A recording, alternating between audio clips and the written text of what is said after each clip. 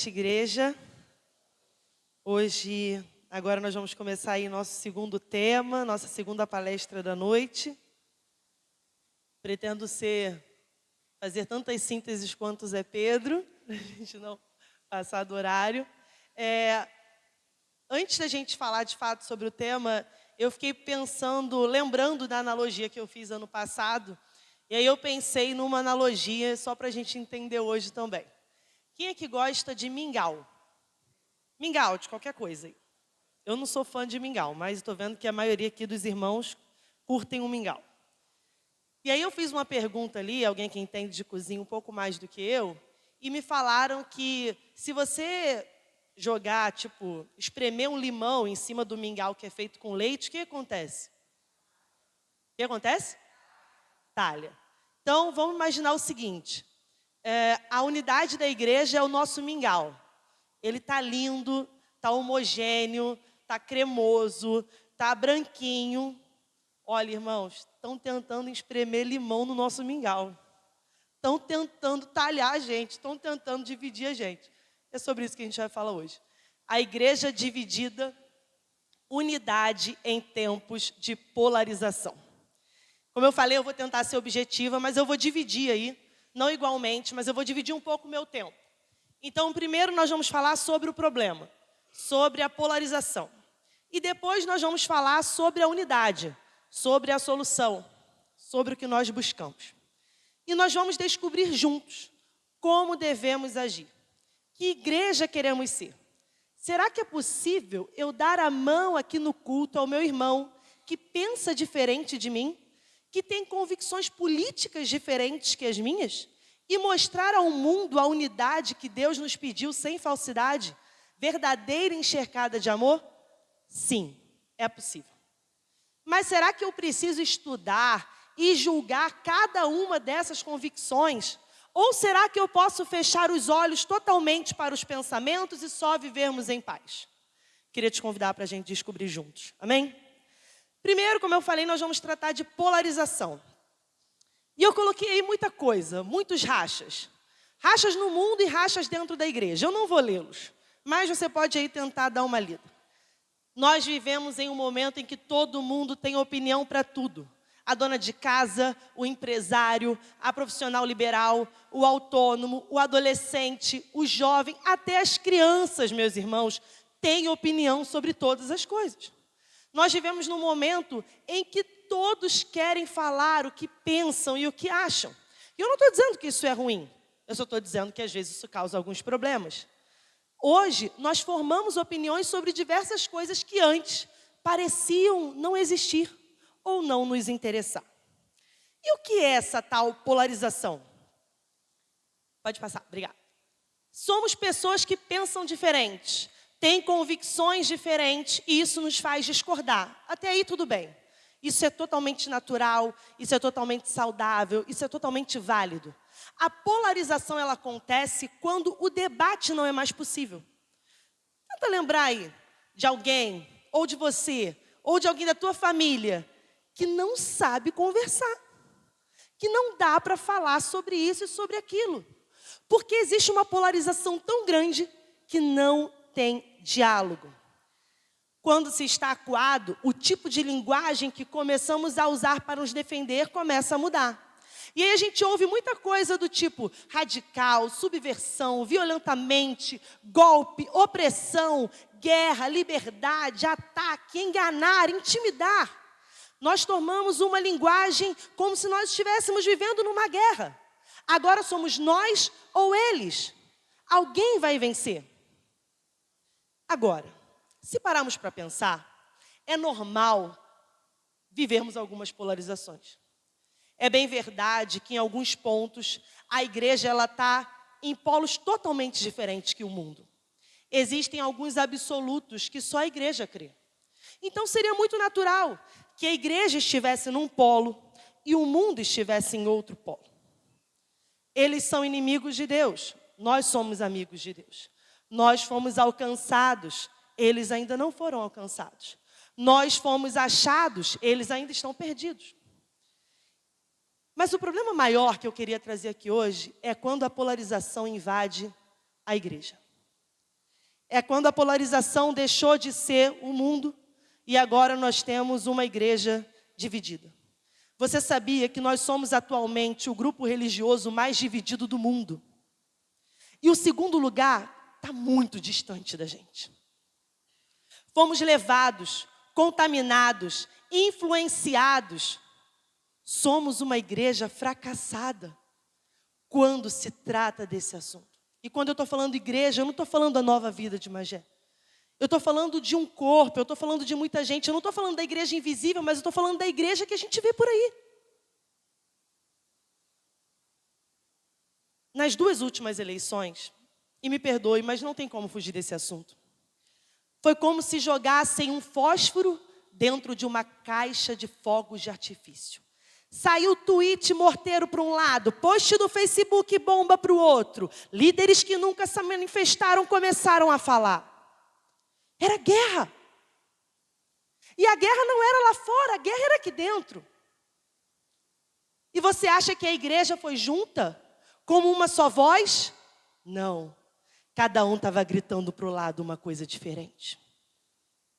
Teve gente gritando para todo lado.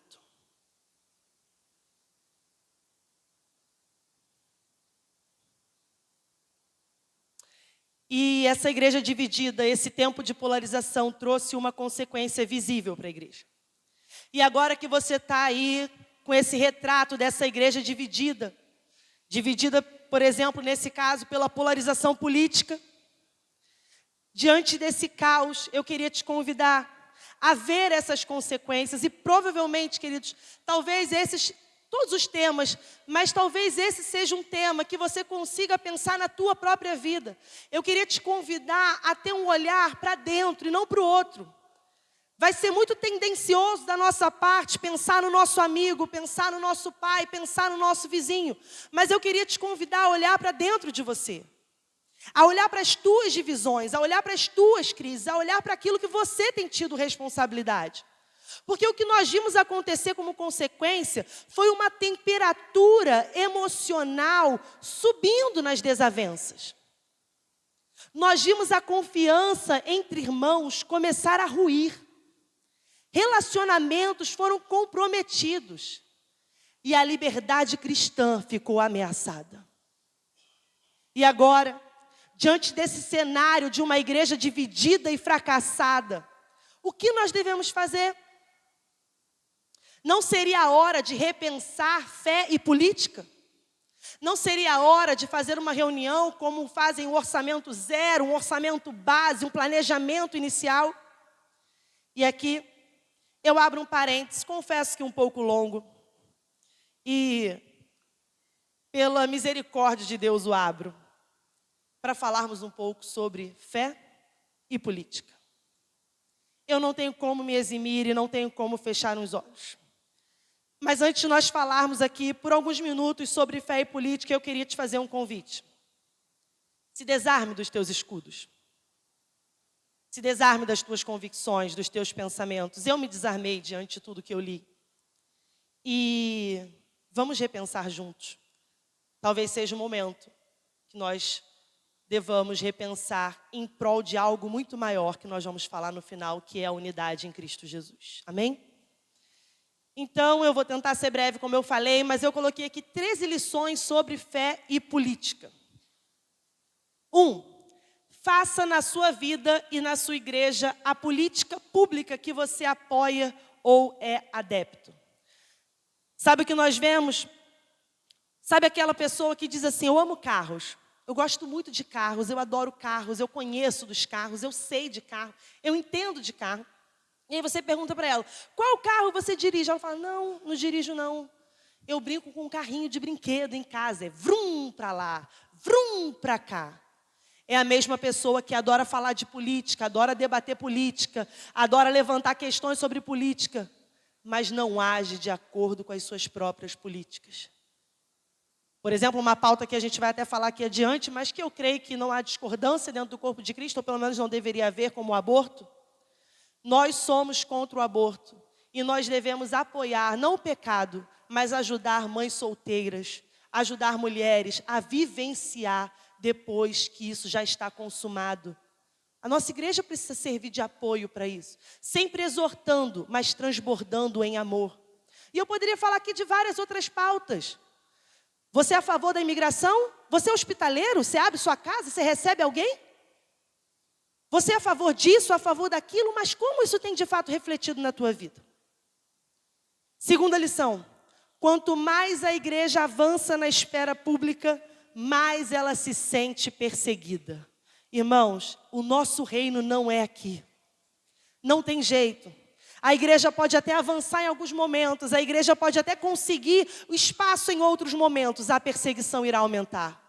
E às vezes é uma perseguição velada. Nós, pelo menos, ainda não vivemos de forma totalitária uma perseguição visível.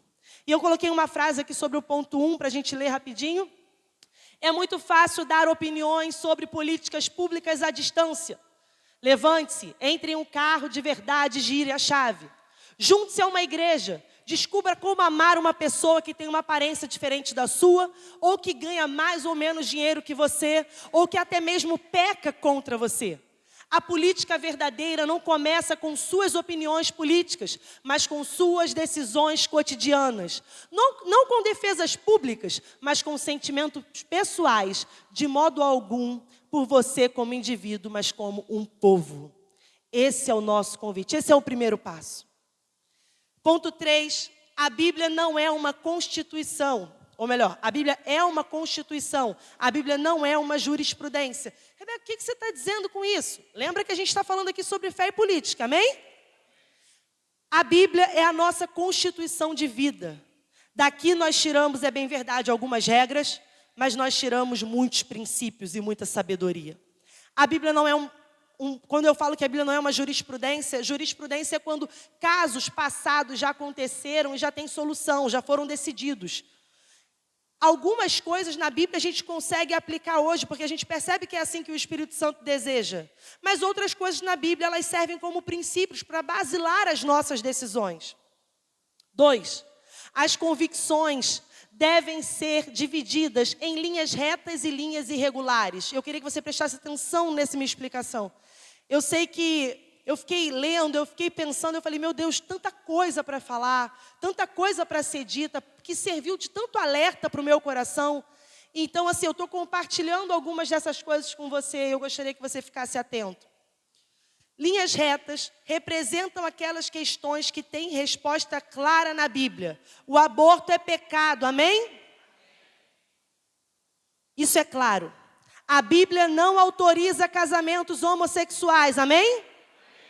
Isso é claro. As linhas irregulares são aquelas que usamos os princípios bíblicos, mas que não temos uma resposta bíblica clara. Podemos até discordar das linhas irregulares. Qual a melhor reforma tributária ou as melhores regras da Previdência? Mas não discordamos das linhas retas. Nós temos uma Constituição. Nós somos regidos por esta Constituição, amém? Quanto mais uma questão for de linha reta, mais a igreja de forma institucional vai tratar. Quanto mais a questão for de linha irregular, menos a igreja de forma institucional vai tratar. Terceiro, na verdade quinto, desculpa, se baseie na sabedoria bíblica. De onde a gente pensa? Como é que a gente formula os nossos pensamentos? É pelo que o candidato A ou o candidato B disse? É por conta do partido? É por conta disso? É por conta da internet? Não. Nós baseamos as nossas opiniões e convicções na sabedoria bíblica. Como eu disse, algumas de linha reta, que todos os cristãos irão concordar. Outras de linhas irregulares, que nós vamos poder ter as nossas diferenças. Amém, igreja? Entenderam? Sexto, e esse é muito importante. Não confunda suas opiniões com o posicionamento de Deus sobre as coisas. Isso fará das suas convicções seus ídolos. O teu posicionamento, e aqui obviamente nós estamos falando sobre linhas irregulares, não necessariamente reflete o posicionamento de Deus. Porque quando você começa a achar que tudo que você acha, Deus acha, você começa a idolatrar as tuas opiniões. E todo mundo que não concorda com você precisa ser exterminado e eliminado. Porque o teu ídolo são as suas convicções. O teu Deus não é o Deus dos exércitos. Vamos continuar. 7. Não coloque a esperança no governo, mas também não desista dele. Igrejas precisam de bons governos. Como isso? Para que possamos difundir o evangelho. Precisamos sim de governos que abram portas, não necessariamente governos cristãos, mas nós precisamos de governos que nos permitam propagar as boas novas do evangelho com liberdade. 8. O que nós devemos fazer com relação à política? Nós devemos orar. Ore. Nós devemos nos dedicar. Dedique-se primeiramente à sua própria família e à igreja local. E nós devemos confiar em Deus. Como cita lá em Salmos, uns confiam em carros, outros em cavalos, uns confiam em governantes, outros confiam em presidentes, outros confiam em sistemas de governo. Nós não, queridos. Nós confiamos em Deus. Amém? 9. Não seja desinteressado. Não se sujeite e não tenha um engajamento mundano. E aqui eu vou ler um trecho do livro, porque se enfurece as nações, eu gostaria que você prestasse atenção. Há uma forma de engajamento que é correto na essência, mas equivocada na estratégia ou na ênfase. O movimento, por vezes, defende coisas virtuosas, mas sua linguagem tende a ser apocalíptica. Atribuir uma importância exagerada a resultados políticos terrenos, a votação de uma lei, a escolha de alguém para o STF. STF eu coloquei, tá? Porque estava Suprema Corte, senão você já vai falar, que livro é esse? Não, eu coloquei. Muitas frases de efeito são utilizadas, exclamações exasperadas dão aos nossos concidadãos não cristãos a impressão de que a nossa agenda política é mais importante que o próprio evangelho. Tal atitude passa o recado de que a eleição é a coisa mais importante do mundo. Fica a sensação de que somos realmente apenas uma divisão desse ou daquele partido. Transmite a mensagem de que Deus não é tão poderoso assim. Afinal, é por isso que precisaríamos gritar bem alto. Diga para o teu irmão, você não precisa gritar bem alto, Deus é poderoso.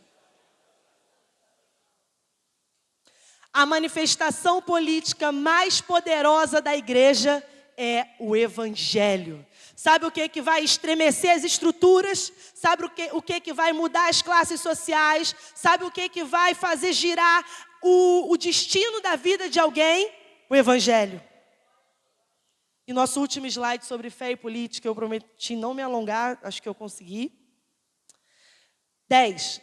Todos estão levando os seus deuses consigo. Não seja inocente, querido. Lá no Senado, lá na Câmara dos Deputados, na Assembleia Legislativa, no STF, no STJ, no TSE, no TRF, no TJ, todo mundo está levando seus deuses consigo. Não seja inocente ao ponto de achar que isso é só uma guerra de ideias. Isso é uma guerra de deuses.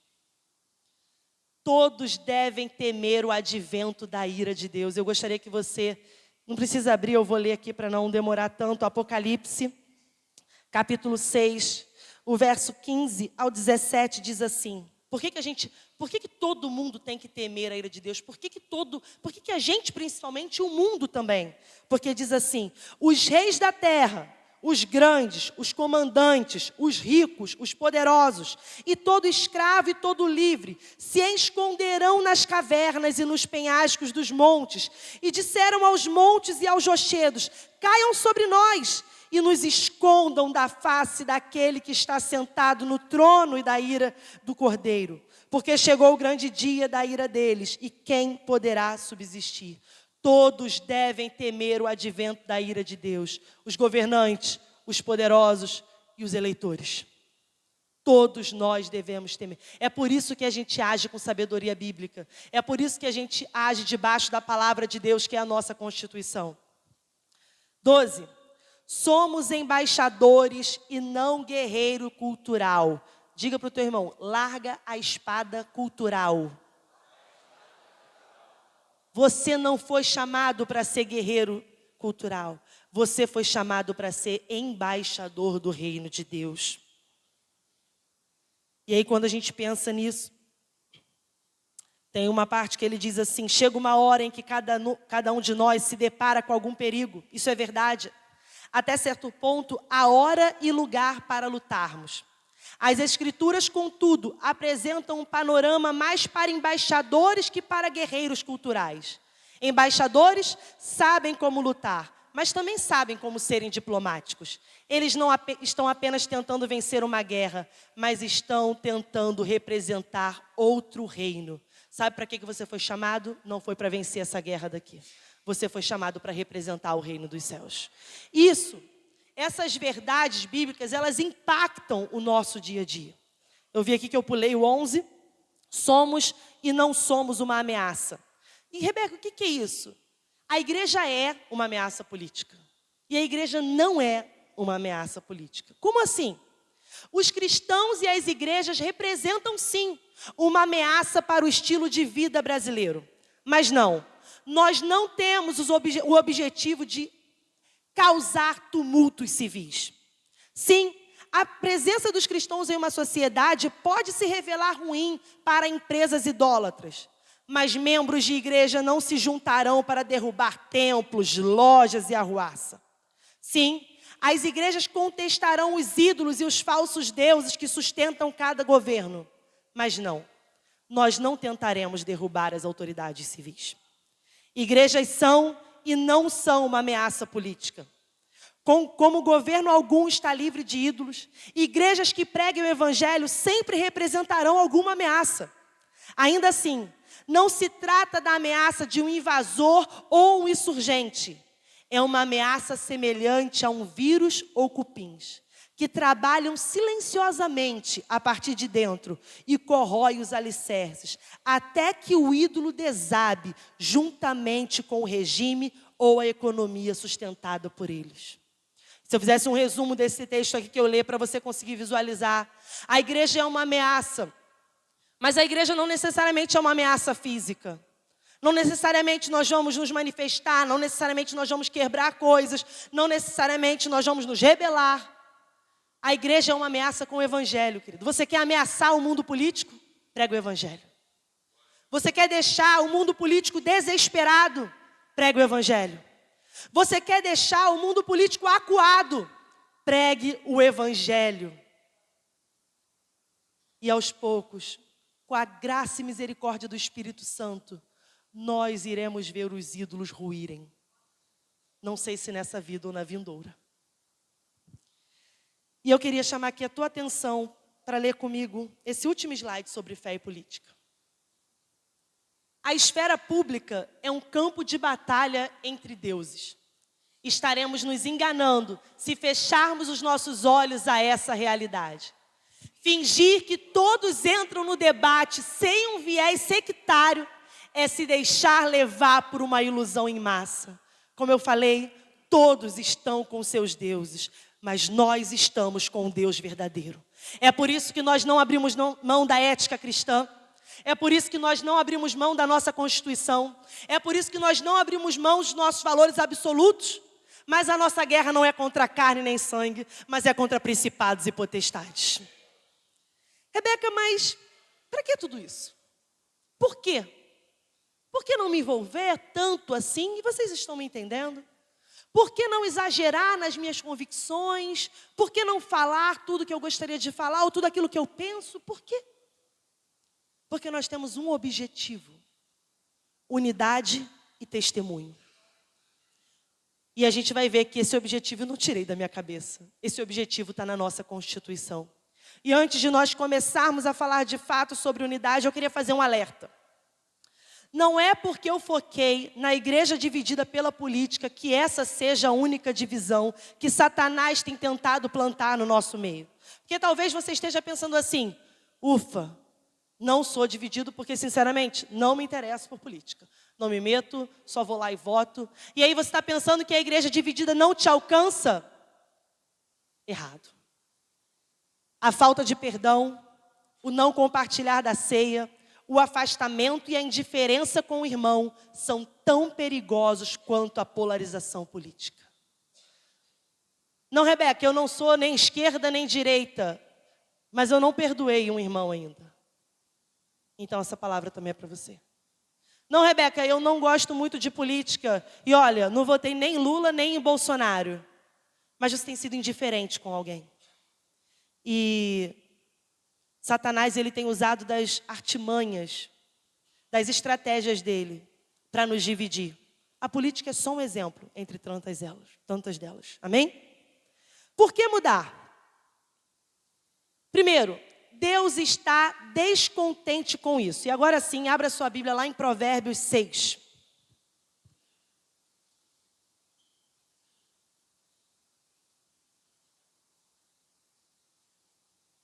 Provérbios 6, eu vou ler dos versos 16 ao 19, diz assim: 6 coisas o Senhor Deus odeia, e uma sétima a sua alma. O que está dizendo aí na tua Bíblia? Abomina. Na minha está aqui, detesta. Olhos cheios de orgulho, 1. Língua mentirosa, 2. Mãos que derramam sangue inocente, 3. Coração que faz planos perversos, 4. Pés que se apressam para o mal. Contei errado, né, gente? Pulei aqui um que eu estou percebendo. Olhos cheios de orgulho, língua mentirosa, mas que derramam sangue, planos perversos, testemunho que profere mentiras, 6. E o 7, e o que semeia discórdia entre os irmãos. Deus está descontente com a nossa desunião. Deus está descontente com a igreja dividida. Segundo motivo, o mundo está confuso com isso.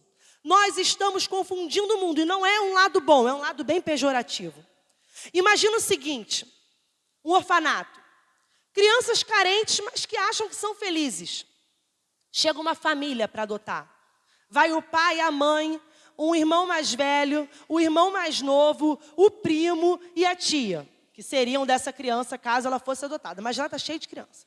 Mas eles entram no orfanato gritando, discutindo. O irmão e a irmã já se batem dentro do orfanato mesmo. O pai já fala, cala a boca, mulher. A mulher já corre para lá. O primo e o tio, uma confusão danada. Gente, que criança quer ser adotada por essa família? Parece que a gente está fazendo isso com o mundo, gente. A gente está gritando. A gente está se esbofeteando. A gente está brigando na internet. A gente está se dividindo. A gente está falando mais do que devia. E a gente quer evangelizar. Para trazer eles para quem? Para o nosso caos?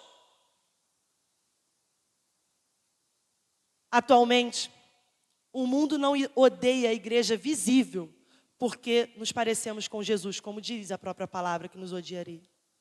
O mundo nos odeia também, porque não parecemos. Não temos para oferecer ao mundo aquilo que Jesus nos ofereceu. O que fazer então, Rebeca? Eu já sei que eu preciso mudar, eu já sei que eu preciso buscar unidade, porque eu preciso dar testemunho, mas o que fazer? Não seja tão rápido em rotular as pessoas. Nós perdemos com isso. Nós somos rápidos demais no julgar. Você ouve uma meia frase e você já fala, ó, esquerda, hein? Isso aí, misericórdia. Você ouve outra frase e você, ó, extrema direita.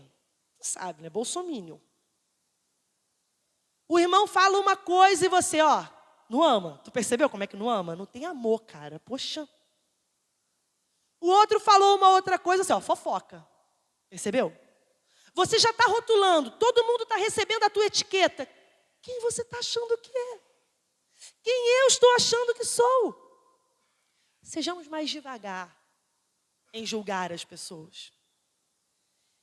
Chore pela igreja dividida. Lá em Ezequiel, capítulo 9, versículo 4 a 6. Eu vou abrir aqui. Diz assim. Se você quiser abrir aí, que você vai acompanhar, mas senão não tem problema. Ele disse, passe pelo meio da cidade, pelo meio de Jerusalém, e marque com sinal a testa daqueles que suspiram e gemem por causa de todas as abominações que se cometem no meio dela. Depois ouviu o Senhor dizer a outros homens, passem pela cidade após ele e matem. Que os olhos de vocês não tenham piedade, não poupem ninguém. Matem os velhos, os jovens, as moças, as crianças e as mulheres até exterminá-los. Mas não se aproxime de ninguém que tiver o sinal na testa. Comecem pelo meu santuário. Então começaram pelos anciãos que estavam diante do templo. Chore pelas abominações que têm acontecido no nosso meio. Chore pela igreja dividida. Nós precisamos Ontem a gente estava, na verdade hoje, né? A gente estava conversando sobre ontem com o pastor e aí ele falou, poxa, a gente fala sobre coisas e a gente não dá tempo da gente chorar e da gente se debulhar sobre aquilo que foi tratado. Talvez fosse necessário que ao terminar essa palestra, e pelo que a Escritura está dizendo, não pelo que eu estou dizendo, fosse necessário que nós chorássemos e gemêssemos pela igreja dividida que está tentando ser plantada no nosso meio. Transborde em amor. Sabe como que eu e você deveríamos estar uns para com os outros? Extasiados. A gente devia estar falando um com o outro assim, aconteceu com você também? Ele perdoou os seus pecados? Ele mandou o filho dele morrer numa cruz para te salvar? Ele também fez isso por mim. O que nos separará? O que nos dividirá? O que nos polarizará se o amor dele nos uniu? Essa era para ser a nossa conversa. Nós precisamos transbordar em amor. Mas, querido, se você tende à discórdia e à desunião, se você tem dificuldade em amar os seus irmãos, então você precisa se fazer uma pergunta. É uma pergunta difícil. O Espírito de Deus realmente entrou em mim? Se você está sempre no grupo da discórdia, no grupo da divisão, no grupo do problema, se você tem dificuldade de amar aquele que pensa um pouco diferente de você, é verdade, em linhas irregulares, será que o Espírito Santo entrou em mim? Algo está terrivelmente errado quando sofremos mais profundamente pelo fato de as pessoas nos rejeitarem do que por elas rejeitarem o Messias. Sabe o que deve perturbar a igreja? Não são as pautas, não são as filosofias. Isso até é bem verdade, causa um reboliço dentro da gente e a gente pode tentar junto fazer alguma coisa. Mas o que tem que nos fazer sofrer são as pessoas que estão rejeitando o Messias. Isso nos move a propagar o Evangelho. Uma palhinha, foi falado ontem, eu acho que vai ser falado também amanhã. Hoje nós temos uma unidade obscurecida pelo mundo. O que você está dizendo, Rebeca? Existem pessoas no mundo que acreditam que podem ser salvas pela morte redentora de Cristo sem segui-lo como Senhor. Como tantas delas se dizem cristãs, isso obscurece a nossa unidade. A gente vê muita gente aí no Instagram, no YouTube, no Twitter, no Facebook, se dizendo cristã só porque acredita da morte, mas não tem Cristo como Senhor. E é bem verdade, nós não somos um com eles. Porque a unidade está na igreja, naqueles que reconhecem o Senhor Jesus como seu Senhor e Salvador. Então o mundo já tem dificuldade de nos enxergar. Porque ainda tem esses aí que se dizem cristãos e não seguem como Senhor, que estão tentando nos atrapalhar. Nós temos que orar por eles e continuar pregando o Evangelho para eles. Unidade a todo custo, Rebeca? Não. Não abrimos mão do Evangelho e das verdades absolutas que a Bíblia nos apresenta. Qualquer um que pregue um Evangelho diferente deve ser amaldiçoado. Lá em Gálatas 1:8, Paulo vai falar sobre isso.